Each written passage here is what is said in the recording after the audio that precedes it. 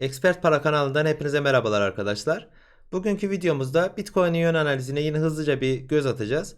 Daha sonrasında ise sizlere bir önceki videolarımızda kripto piyasalarında yükselecek coin tespiti, Bitcoin grafik analizi, Coinbase gibi, Kraken gibi, Binance gibi borsalarda listelendiği zaman bir coin'in güçlendiğini sizlere daha önceki videolarımızda anlatmıştım. Bununla ilgili şimdi bir inceleme yapacağız. Ve videomuzun asıl konusu arbitraj konusuna bakacağız. Borsalar arasında arbitraj nasıl yapılır?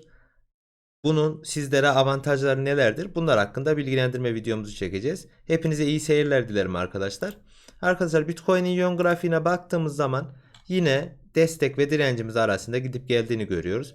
Dediğim gibi yeşil direnç noktamızın arasındaysa bir sıkıntı yok bizim için. Bir aşağı sarkış gerçekleştirdi 6. ayın 15'inde. Fakat tekrardan toparladı. Şu anda tekrardan direnç noktamıza yukarı doğru hareket edecektir destekten güç alıp. Bitcoin'in yön hareketiyle ilgili fazla paylaşılacak bir şey yok arkadaşlar. Twitter kanalımızda sizlere daha önce hissettiğim gibi arkadaşlar 6 tane takip ettiğim sayfa olduğunu söylemiştim sizlere. Bunlardan Dent'i zaten sevdiğim bir proje olduğu için takip ediyorum sadece. Coinbase Pro, Coinbase, Binance, Kraken bu borsaların Twitter hesaplarını, Telegram hesaplarını takip etmenizi, bildirimlerini açmanızı söylemiştim sizlere bir önceki videomuzda. Videomuzda Coinbase'de yükselecek, kripto para piyasalarında yükselecek altcoin'lerin tespitlerini anlatmıştım. Baktığımız zaman şu anda Coinbase Pro borsasında ve Binance borsasında ikisinden de ard arda Perşembe günü bildirimler geldi bana. Ve iki coin'in listeleneceği haberi piyasa bir anda hareketlenmeye başladı. Bu iki coin'in isimleri Binance açıkladı önce sabah vakitlerinde. Everpedia IQ isimli coin'i borsasında saat bir öğlen 1'de listeleyeceğini söyledi. Ve coin'in fiyatı bu listelenecek haberinden sonra ciddi bir pump yaptı. 7 gün içindeki hareketlerini inceleyelim Everpedia'nın. Şu pump'ı gerçekleştirdiği zaman Binance borsasında listeleneceğinin açıklandığı zamandı.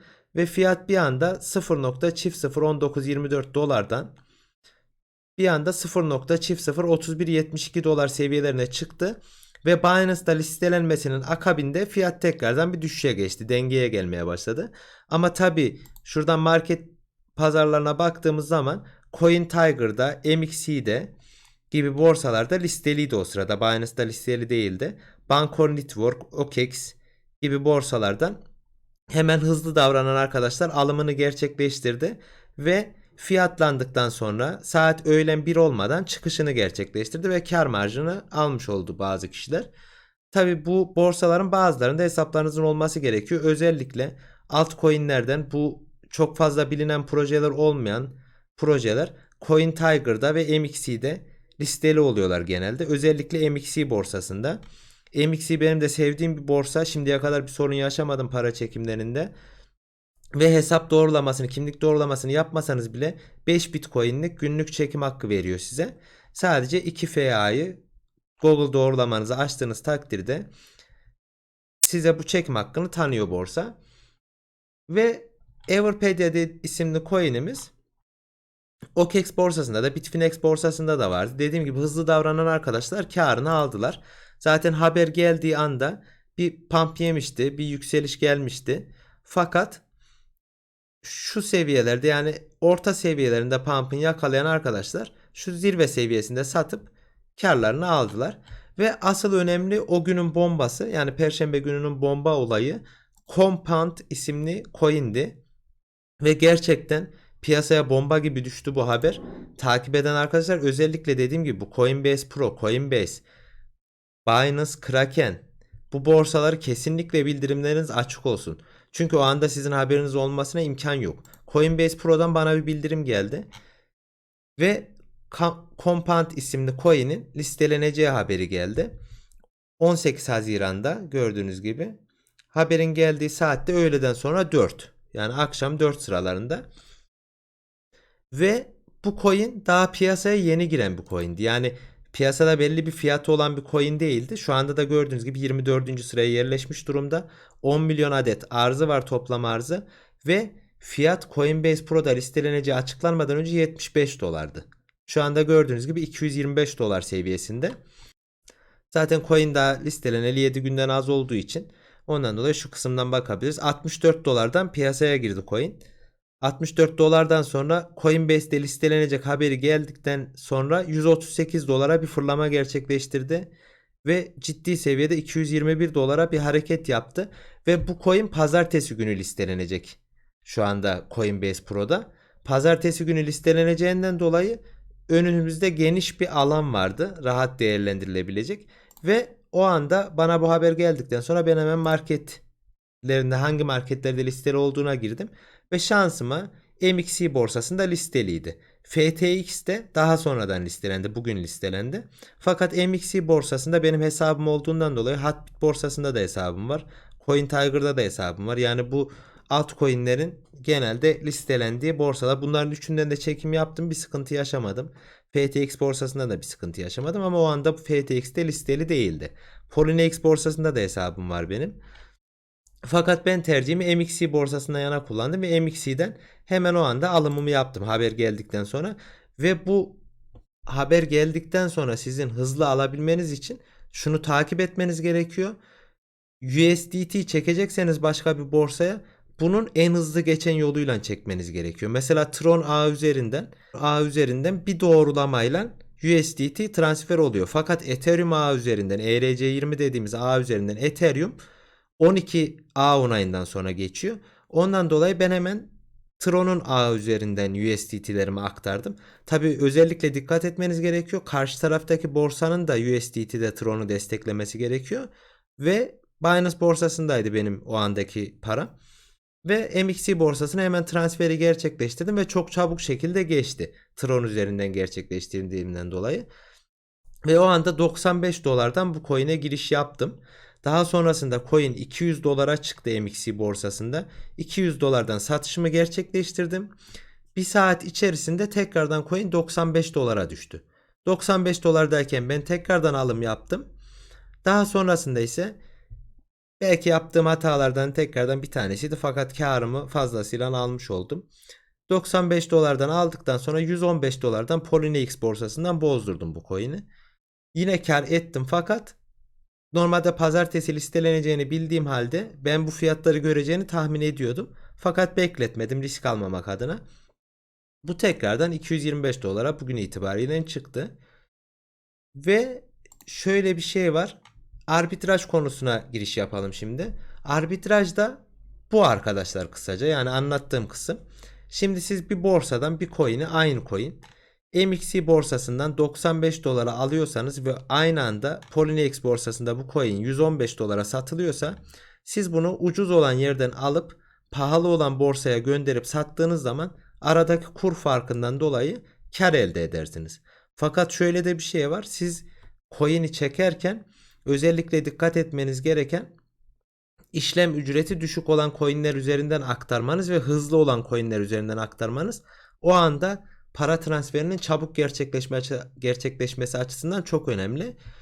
Mesela size şu şekilde de anlatayım. Everpedia coin'i ben sabah alımını yapmıştım MXC borsasından ve satımını yaptıktan sonra saat 12 civarlarıydı ve bir de Binance'da listelenecekti. 12'de ben tekrardan Everpedia'yı aldım başka bir borsa üzerinden uygun fiyattan.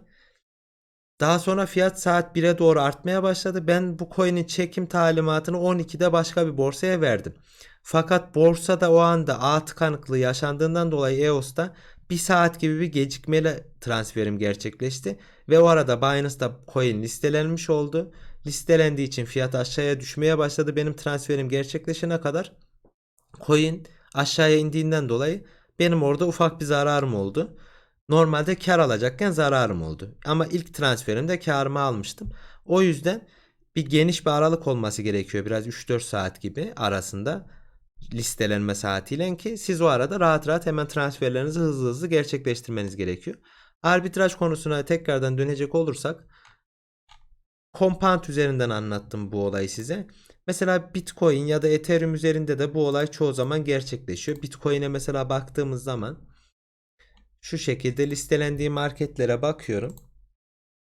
Biliyorsunuz Bitcoin neredeyse bütün marketlerde varlar şu anda. Bitcoin'in listelendiği marketlere baktığımda fiyatımı şu şekilde hemen bir hızlıca sıralayayım. Şu anda 9.821 dolardan satılan borsa da var. En yüksek fiyatta. Şu anda 9.328 dolarda Huobi'de de var. Fakat sizin burada dikkat etmeniz gereken arbitrajda en önemli konu borsanın hacmi. Yani hacim yüksek olması gerekiyor. Mesela 6 milyon dolar iyi bir hacim. Fakat 3.000 dolar, 2.000 dolar, 1.000 dolar gibi hacimler olursa bu fiyat yanıltıcı olur size. Çünkü fiyat ne kadar yüksek olursa olsun hacmi olmayan bir borsada işleminiz çok riskli olacaktır. Mesela BTC ZAR dediği parite BTC Afrika parasıyla paritesi 9.821 dolar üzerinden işlem görüyor. Fakat bu borsada acaba ne kadarlık bir satış gerçekleşiyor? 4 milyon dolar yazıyor ama hacim gerçekten doğru bir hacim mi? Sahte hacim mi yoksa? Bitump'ın Singapur borsasında mesela Bitcoin'in şu andaki satış yapıldığı fiyat True Dollar üzerinden 9.549 dolar üzerinden satılıyor. Yani 9.549 dolar üzerinden bunu bir kişi Bitump Singapur borsasına Binance'dan aldı 9.328 dolardan. Bitump Singapur'da 9.550'ye bozdurursa bu aradaki 200 dolarlık karı arbitrajdan dolayı yaşamış oluyor. Ve baktığımız zaman mesela CoinSpeed 9494. Şu anda Bitcoin'in güncel fiyat 9328. Fakat 100 dolar 150 dolar fazlaya işlem gördüğü borsalar var. Bunların dediğim gibi hacimleri çok önemli. Hacmin yüksek olması gerekiyor. Fakat CoinMarketCap'teki her hacme de güvenmeyin. Çünkü sahte hacim bildirme olayları da oluyor borsaların. Bu sizi yanıltabilir arkadaşlar. Başka bir coin üzerinden bakalım isterseniz hemen hızlıca. Ethereum da birçok borsada listeli fakat listesi az olan bir coin üzerinden bakalım. Biz Tezos mesela. Tezos üzerinden bakalım. Market Pairs'ına giriyorsunuz hemen. Ve bu size daha önceki anlattığım kazanma yolu listelenecek olduğu zaman size haber geldiğinde yapacağınız ilk iş CoinMarketCap sitesine hemen giriyorsunuz. Mesela şuraya hemen Compound isimli coin'in listeleneceğini duydunuz. Compound'ı yazıyorsunuz. Hemen girdikten sonra hızlıca yapıyorsunuz bunları tabi. Market Pairs'tan hemen hangi marketlerde listeli olduğuna hızlıca bir bakıyorsunuz. Ve ona göre paranızı hemen hızlıca gönderiyorsunuz. Dediğim gibi hızlı olacaksınız diye transferlerde yanlış işlemler yapmayın. Cüzdan adreslerinizi özellikle kontrol edin. Bu çok önemli. Dediğim gibi mesela Compound isimli token'ı 95 dolardan 100 dolardan alan bir kişi şu anda 222 dolar yani iki katı yaptı. Bir gün sürmedi bile iki katı yapması. Ondan dolayı bunda ciddi miktarda kar elde etme şansınız var. Dediğim gibi özellikle sayfamızda tekrar ediyorum sizlere. Anlattıklarım da kesinlikle yatırım tavsiyesi değildir. Siz mesela bu coin'i hemen alayım diye borsaya dolarınızı gönderirsiniz. O arada coin pump'ı yemiş olur, yükselmiş olur. Siz alırsınız ve fiyat birden aşağıya düşmeye başlar. Bu sefer terste kalırsınız. Yani çok iyi analiz etmeniz lazım. Coin o haber düşmeden önce kaç dolarmış, kaç dolara çıkmış ve o borsa bunu kaç dolara çıkartabilir. Mesela 75 dolardı ben yani Coinbase'te bu haber çıkmadan önce ben girdim. Borsadan hemen fiyatına baktım da 75 dolardı. Ve ben 95 dolardan aldım. Yani 20 dolar fazlasından aldım. Çünkü Coinbase Pro'da listeleneceği açıklandığı andan itibaren %200 yapacağını kesin gözüyle görüyordum. Yani iki katı yapacağına kesin gözüyle bakıyordum. 20 dolar artıp da almam beni bozmadı yani öyle söyleyeyim. Çünkü iki katı yapacağını bildiğim için kar elde edeceğimi biliyordum. Özellikle Coinbase Pro ve Coinbase borsasında bir coin listeleneceği zaman 2x'i görmeden kolay kolay bırakmaz arkadaşlar. Bunu böyle bilin. Mesela Coinbase Pro'daki haber çıkmadan önce 1 liraydı. Siz girene kadar 1.20 lira oldu. Fakat şunu bilin ki 1 liraysa o coin 2 lirayı %90 görür. Yani 2 lira fiyatını görür %90. Bundan dolayı özellikle borsaların ne kadar fiyat hareketi yaptırabileceğine bir coin'e dikkat etmeniz gerekiyor. Ve dediğim gibi daha önceden de Coinbase Pro'da Maker'ın listeleneceğini açıklandığı zaman yine Maker da 2x yapmıştı. Bu sefer Compound isimli token da 2x yaptı. Fakat bu token öyle bir token'dı ki yani daha ilk defa listeleniyordu borsalarda. Çok hızlı giriş yaptılar piyasaya ve Coinbase Pro ile beraber MXC gibi diğer borsalar gibi borsalarda da listelendiler. Bu arada MXC de öyle küçük bir borsa değil arkadaşlar. Hacmi çok yüksek olan borsalardan bir tanesi. Sıralamalarda yani gördüğünüz gibi 634 milyon dolarlık hacmi var borsanın. Bitcoin'deki hacmi 90 milyon dolar. Yani hacimleri gerçekten yüksek bir borsa ve çok kaliteli bir borsa kullanım açısından. Ben burayı kimlik doğrulaması yapmadan kullanıyorum mesela. Sadece üyeliğimi yaptım. Hesabımı doğruladım. 2 FA'yı aktifleştirdim. Mailimi doğruladım. Kimliğimi göndermedim. Çünkü 5 Bitcoin'lik işlem genelde yapmıyorum günlük. Bundan dolayı. Arbitraj konusu dediğim gibi arkadaşlar. Tezos'a bir bakacaktık hızlıca hemen.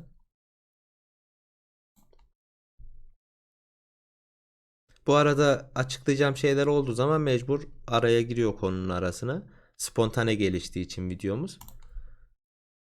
Market pairs'ına bakıyorum Tezos'un hemen hızlıca. Yine fiyatımı sıralıyorum. Şu anda Upbit borsasında 9553 dolarlık hacim var. Yani bu hacim olduğundan dolayı siz bunu coin'inizi buraya gönderseniz de bunu satamazsınız. Çünkü hacim çok düşük. Şu anda da 2.65 dolarmış Tezos. Bakıyorum Gate.io'da 2.71 dolar, yine hacim çok düşük. JX.io'da 2.70, yine hacim çok düşük. Yani hacim düşük olmaması gerekiyor. Parebu'da mesela hacim 339 bin dolar. 2.70 dolardan işlem görüyor şu anda. Bu mesela güzel bir fiyat. Yani 0.05 dolar gibi bir adet olur. Çok ciddi yüklü miktarlı adette kar elde ettirir. Fakat böyle yeni listelenecek coinler olduğu zaman Compound gibi şurayı açtığınız zaman o haber düştüğü anda mesela MXC'de 95 dolarsa Polinex'te 125 dolar yazıyor. Şurada Hotbit'te mesela 60 dolar yazıyor. Mesela o Everpedia isimli coin Binance listeleyeceğini açıkladı. Benim CoinTiger'da hesabım vardı. CoinTiger çok aşırı yüklenmeden dolayı sistem o anda hata verdi, web sitesi. Ben cep telefonu uygulamasından girişimi yaptım ve takılı kaldığı fiyattan alımımı yapabildim. Yani Binance'da listelenmeden önceki fiyatta takılı kaldı. O fiyattan alım yaptım ben. O yüzden listelenmeden önce kaçtan satarsam satayım zaten kar etmiştim. Bazen borsalarda bu şekilde takılmalar da gerçekleşiyor. Arbitrajda dikkat edeceğiniz konular bunlar arkadaşlar. Size avantaj sağlayabilir. Fakat şöyle bir şey var. Dediğim gibi komisyon, para gönderdiğinizde komisyon kesildiği için, tekrardan çektiğinizde komisyon kesildiği için ve arbitrajda karınız az olacağı için genellikle böyle yeni listelenen coinlerden hariçse o zaman ne yapacaksınız? Yapacağınız işlem en ucuz transfer fee'sine sahip olan, yani mesela XRP gibi, XLM gibi, yani Stellar gibi. Bunların transfer ücretleri çok az. Yadık. Videomuzu izlediğiniz için hepinize teşekkür ederim. Kanalımıza abone değilseniz abone olursanız, videolarımıza yorum yazarsanız ve beğenirseniz çok sevinirim. Hepiniz sevgiyle kalın. Hoşça kalın arkadaşlar.